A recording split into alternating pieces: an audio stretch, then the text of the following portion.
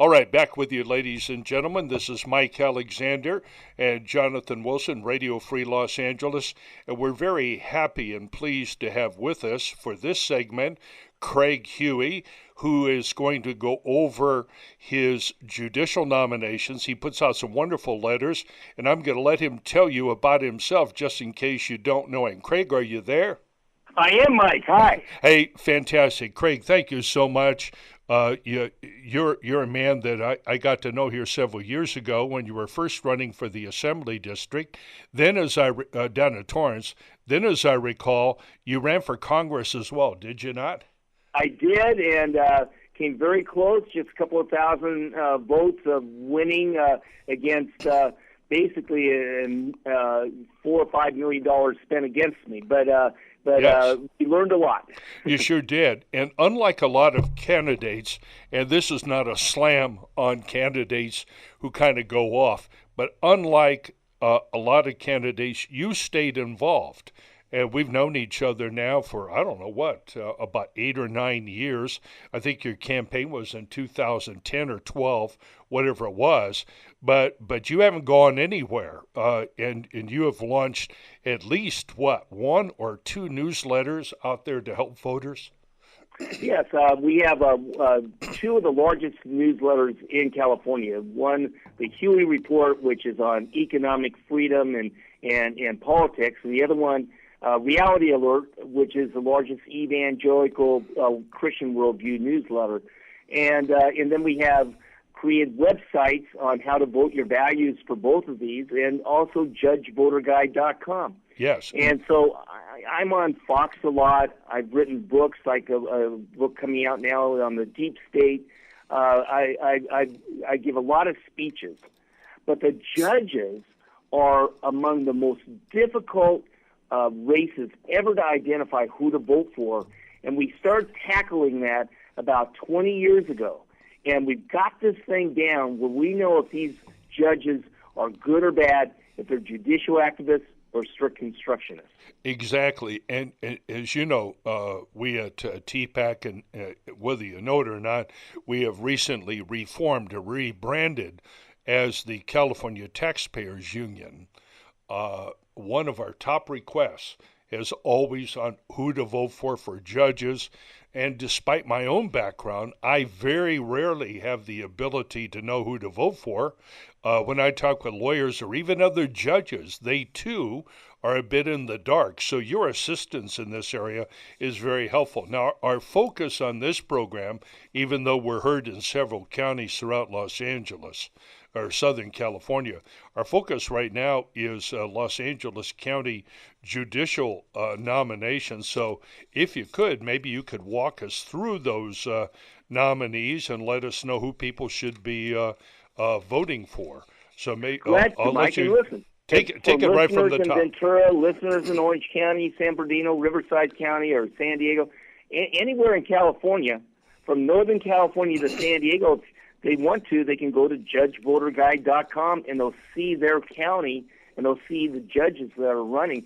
You know, Mike, the fact that you could not, your brilliant analysis of politics is well known. And the fact that you cannot identify where these candidates stand is no accident. You know, the judges do not want anyone to know where they stand on an issue. Right. And they usually say, well, because it might come up before my court, I'm not allowed to be able to tell you where I stand on a position. And that is false. And so we cut through that, and we analyze these judges, each and every one. We know more about these judges than probably their spouse knows. And here's the thing.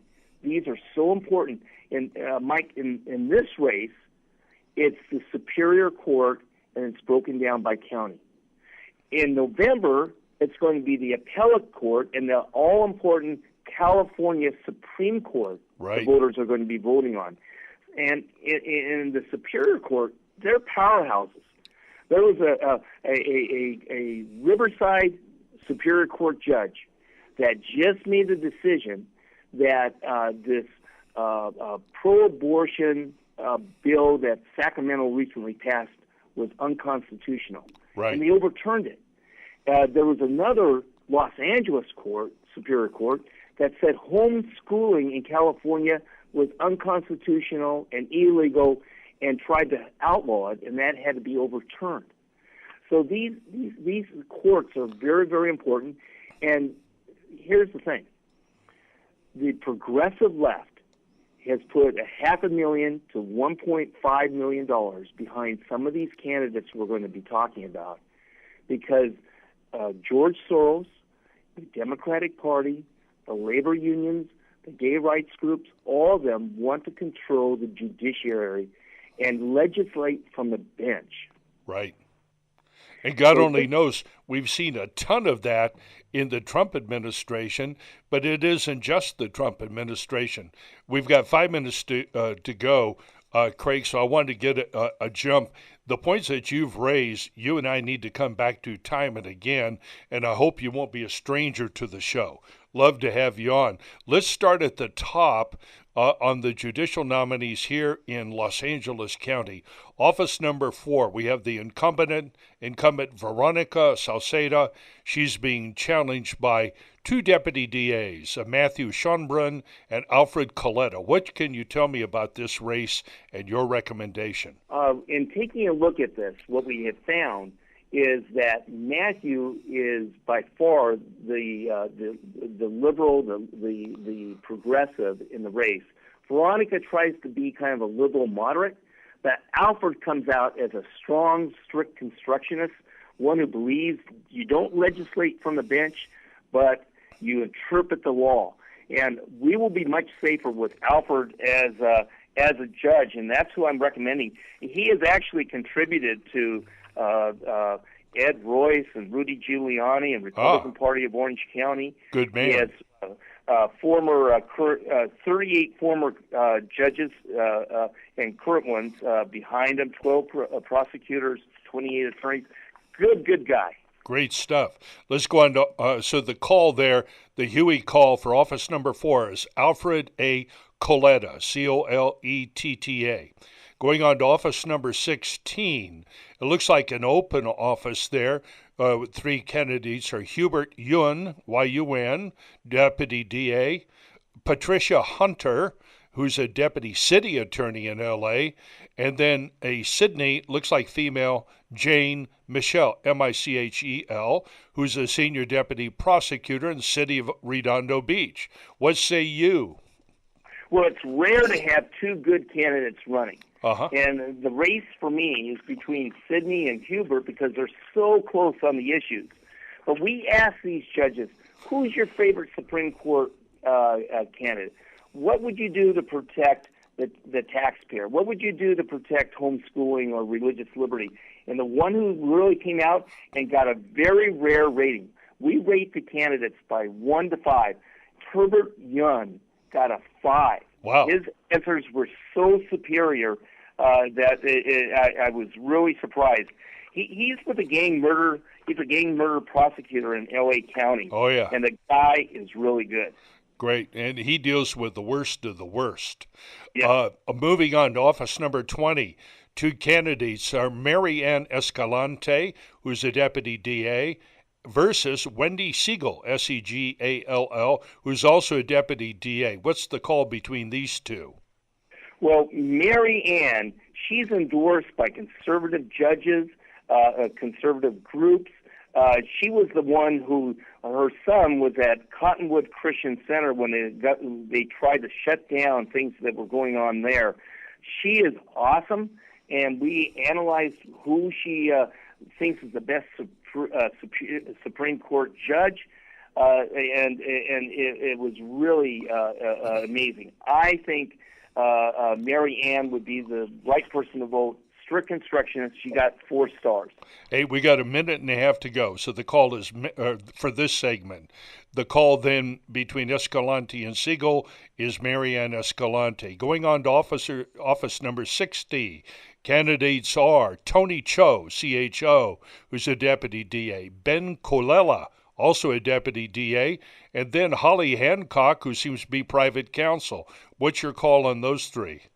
Yes, and taking a look at those, it's very, very disturbing how bad these candidates are, we're recommending Tony only with a 2-star. In other words, better than the worst.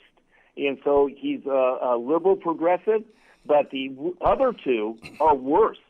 So we're recommending Tony. Okay, office number 60, Tony Cho, CHO, the least worst of the three candidates. Forgive the bad grammar. Hey, we're coming up on a break. We've been very fortunate to have with us Craig Huey, author of several major political newsletters in this state and frequent guest on Fox News and elsewhere. He's going over with all of us the judicial candidates that'll be on your ballot here in just less than a week. So we'll be back with you after the break. All right, back with you, Mike Alexander, your host here for Radio Free Los Angeles, as well as Jonathan Wilson, my cohort and editor of the California Taxpayer Gazette, which is really kicking off. We have the pleasure of having with us Craig Huey, author of several political reports, and a fellow who has made a living in the political world, so to speak, off of his judicial nominee analysis. Nobody knows more, nobody digs deeper, nobody's recommendations are more reliable than Craig Huey's. Craig, thanks for being with us tonight. We appreciate it. Absolutely. All right. Go ahead. And looking at these judges, many times people feel bad about voting for a more liberal judge, but when they're up against one who wants to transform society and politics out of the bench and bypass the legislature, many times what we're doing is we're strategically limiting evil.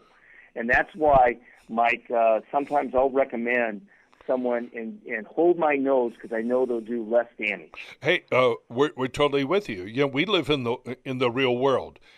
We do not have the luxury, especially in the state of California, of ideological purity, and we have to make choices in the real world. We can't just sit it out. And in fact, if there is a single biggest evil in this state, it's low voter turnout, particularly among Republicans and others who call themselves conservatives. If you're staying home and you're not showing up, you're the problem, not the solution. Please don't tell us that you don't have any choices. You do have choices in the real world.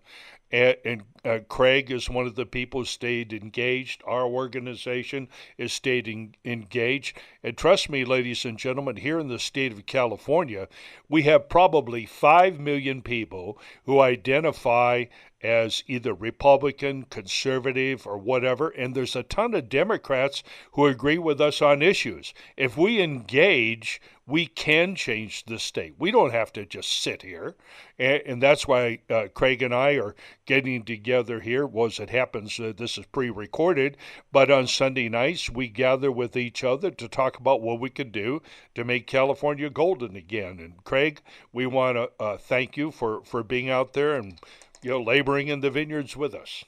Oh, absolutely. And these judges couldn't be more of an important vote. And Mike, the fact is that your listeners could help just make the difference. One or two votes can make a difference in these races. So few people are going to be voting in this election. One vote's like 5 because this is not a presidential race. This is a gubernatorial. And this is a primary. So many fewer people voted in a primary. So the leverage your listeners have is huge. And the effort, if they're not even sure about the other races, to come out and vote for these judges is really important. It is, particularly because a lot of people just don't vote for judges if they don't know. So your recommendations and this segment on our show is helping to fill that gap. Let's go to office number 63, Malcolm Mackey, judge of the LA Superior Court. He's been around for a long time. He does he is 89. Yeah. He has had huge controvery. A lot of people oppose him because of his age. A lot of them oppose him because of some of his past. And quite frankly, I've given him a 5 on the 1 to 10 scale. He is not a good candidate. He is not good as far as his decision making. He is a little bit more pro-business, but the one he's running against, Anthony Lewis, he gets a 1 star. and Malcolm gets a 2-star. In other words, hold your nose, vote for Malcolm, because Anthony is one of these candidates that's being fully funded by the progressive movement. They're trying to buy this election with this candidate. This candidate has the Stonewall Democratic Club and all these Democrat clubs behind him. And this is a race where we're really trying to stop somebody who wants to legislate from the bench. Got it. Office number 63, Malcolm Mackey and the Mark of Cain on Anthony Lewis. Let's go on to office number 67. We have 3. This appears to be an open judicial office as well. Candidates are Dennis Vincent, Deputy DA, Maria Lucy Armendariz, who is a judge of the State Bar Court, not a regular judge. Not a criticism, that's just who she is. And then third, we have Onika Valle Cole, who identifies herself as an attorney and a mother. That's great. Which one of these 3 do you like? Yeah, it's when you look at that, Valia Cole and Maria Lucy, they're liberal Democrats. They're fighting it out with each other, thinking they're going to win this race. And we're recommending that Dennis Vincent. Okay. Giving him a 2. Hold your nose. But boy, he's so much superior than these others who are really political activists. Totally with you. Office number 71. 2 candidates are Danielle Gibbons, who is a Superior Court Commissioner. That is, she sits on cases, but is not technically a judge. And then we have David Berger, Deputy DA. Which one of these do you like? We have given David Berger a 4. Okay. I'm sorry, a 5 out of 5. He stands so good on all of his answers. He's filled out our questionnaire completely. He's been bold in saying that he believes in the Constitution, will stick by the Constitution, and will not legislate from the bench. And so we had actually given him a rating of 9 out of 10 or 5 stars. David Berger. Sounds good. Moving on. Office number 113. Candidates are Javier Perez, who is a deputy DA, Stephen Schreiner, also a deputy DA, and Michael Ribbons, R-I-B-O-N-S, who is an arbitrator and private attorney. Which one of these guys do you like? I've given a 4-star to Stephen Schreiner. And Stephen, he's contributed to the Los Angeles Lincoln Club 5 times, been endorsed by Mike Antonovich, and he's a strong supporter of law and order and victims' rights. Hey, from your lips to the voters' ears. Moving on. Office number 118. Candidates are David Diamond, private counsel, private attorney, versus Troy Davis, Deputy District Attorney, City of L.A. What's the call on these guys? This is another one where I really wish we had a conservative, libertarian, constitutional candidate, but we don't. So we've given a 2-star to Troy Davis because the alternative is too bad. This David Diamond, yeah. Not only is he a liberal Democrat, he praises Jerry Brown for his appointments, and he loves liberal judges. He's so we've sick got to of go it. for Troy. Okay, hold your nose and vote for Troy Davis, Deputy DA. 2 to go. Office number 126. Renee Caldwell Gilbertson, Senior Deputy County Counsel, so she's a bureaucrat, versus Shlomo Freeman, who is a private attorney, and finally Ken Fuller, Deputy DA. Who's the pick here? We're strongly recommending with 3 stars Ken Fuller. And Ken Fuller, he's a deputy district attorney, has jury trial conviction rate of over 90%. He serves as a captain in the Judge Advocate Office of the U.S. Air Force. And he's a little light on experience, but he is conservative. Good. And he is one who will uphold the Constitution. Yeah, it doesn't take a genius to be a judge. It just takes, you need to be a good lawyer, have integrity, willing to work hard, and be fair, 2 minutes to go. Office number 146, candidates are Armando Duron, Superior Court Commissioner, County of Los Angeles, versus Emily Teresa Spear, Spear, Deputy DA. Who's the favorite here? This is another one, hold your nose.